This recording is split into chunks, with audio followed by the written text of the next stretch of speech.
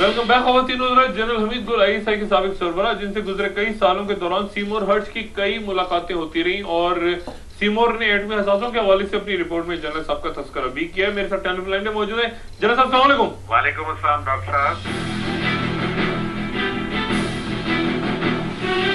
General साहब, ये बरसों से सीमोर हर्ष दुनिया भर के मामलात पे लिख रहे हैं और पाकिस्तान में जिन शख्सियात से इन तमाम सालों ये मुसलसल मिलते रहे आके, उनमें से एक आप हैं। आईएसआई में आप थे, मैं नहीं जानता उस वक्त मुलाकात इनकी आपसे होती थी या नहीं, लेकिन उसके बाद कई सालों से ही आपसे राब्ते में हैं और अब ये इनकी कहानी आई है पाकिस्तान के एटमी हसासों के हवाले से। क्या कहेंगे? पहले आप सीमोर हर्ष के बारे में कुछ बयान करें, आपसे इनका राब्ता कैसे हुआ? मेरी मुलाकात इनसे तकरीबन कोई 6 साल पहले हुई जी। ये तशरीफ लाए थे, उस वक्त एक खबर इनके पास थी कि उसामा बिन लादेन, वहां पे टोबा काकड़ी एक जगह है बलूचिस्तान के अंदर बॉर्डर के ऊपर, कि वहां पे उसामा बिन लादेन मौजूद है और अमेरिकन उसको आके उठाने के लिए अपनी उन्होंने टास्क फोर्स तैयार की हुई है। वो मौजूद है, जहाजों में बैठे हुए हैं और कहता है मुझे पेंटागन के टॉप जनरल्स ने ये बात बताई है और कहा है कि परवेज मुशर्रफ साहब ने इजाजत दे दी है कि वो आके रेड करके और उसको ले जा सकते हैं। तो आपका क्या ख्याल है? क्योंकि मैं चेक करना चाहता हूं और मुझे सीआईए के लोगों ने बताया है कि जनरल हमीद गुल से बात करो, क्योंकि ये इसके अंदर शक वाली बात है कि टोबा काकड़ी एक इंतहाई गैर मारूफ जगह है, वहां पे पता नहीं है या नहीं है वो।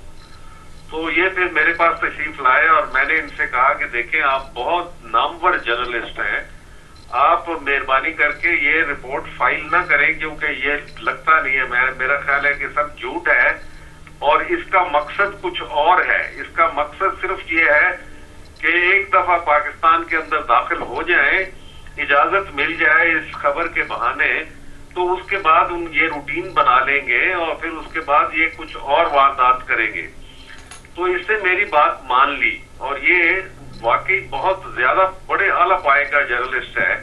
इसने मेल आई के अंदर वो कैप्टन कैली ने जो वियतनामीज सिविलियन को वैसे भून डाला था और फिर उसके बाद उसका ट्रायल भी हुआ, तो इसी ने 1969 में वो रिपोर्ट दी थी।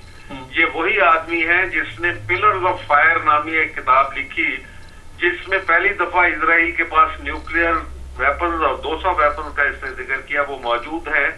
और ये भी बताया कि पाकिस्तान के ऊपर इजराइल के जो अज़ाइम हैं, बिलखसूस पाकिस्तान की न्यूक्लियर सलाहियत के बारे में, उसके ऊपर इजराइल प्रैक्टिस कर रहा है कि वो उसको तबाह कर दे। इसी ने फिर गुआंतानामो बे के किस्से निकाले और इसी ने ये जो अबू गरैब का वाकया हुआ था, यही इससे निकाला था। और मेरा ख्याल है कि ये बहुत ही संजीदा किस्म का जर्नलिस्ट था। चुनाचे ये अपनी रिपोर्ट वो चेक करने के लिए कि before he files that report, ये मेरे पास आया था।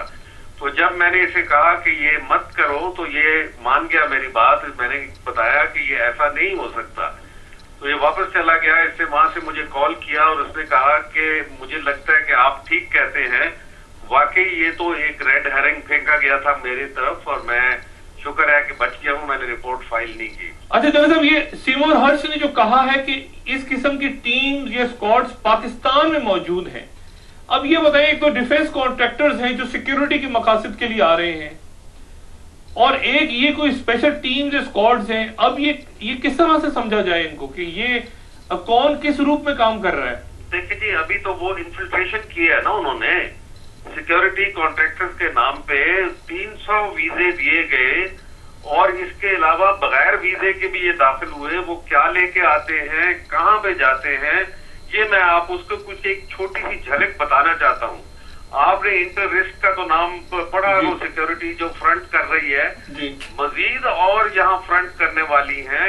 एक और एजेंसी सामने आई है जिसने मलपुर, एक गांव है बिल्कुल कहूटा के एक तरफ जाके, और इस्लामाबाद के जो मरी के ऊपर हाईवे है उसके ऊपर ये मौजूद है मलपुर, वहां पे भी इनका एक बहुत बड़ा सेंटर मौजूद है।